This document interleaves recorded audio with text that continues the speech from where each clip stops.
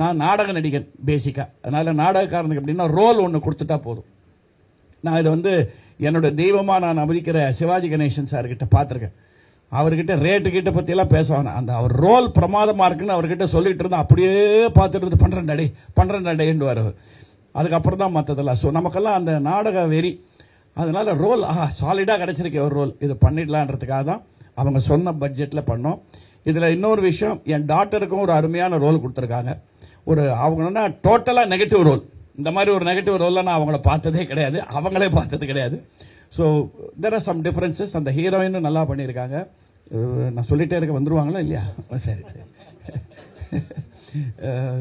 So டெஃபினட்டாக இது வந்து இந்த கிளைமேக்ஸ் கெஸ் பண்ண முடியாத அளவுக்கு ரொம்ப நல்ல சஸ்பென்ஸோட வச்சிருக்காங்க இந்த படத்தில். ஸோ அது பாராட்டக்கூடிய ஒரு விஷயம்.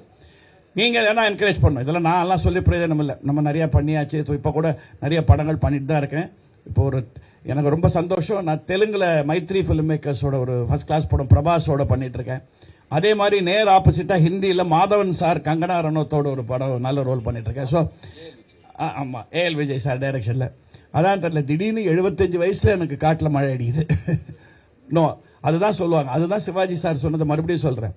நடிகனுக்கு மட்டும் வயசுங்கிறதே கிடையாதுரா.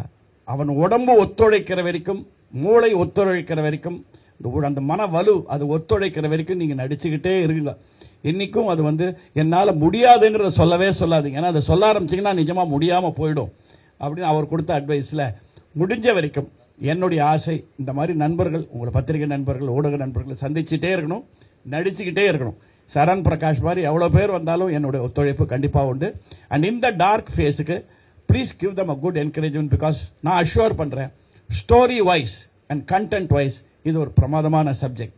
And now I request Thiru Lingusamy அவர்கள், நானே ரிக்வெஸ்ட் பண்ணிடுறேன். இல்லை நீங்கள் சொல்லுமா 2 வார்த்தை அவரை பற்றி? Okay, sorry.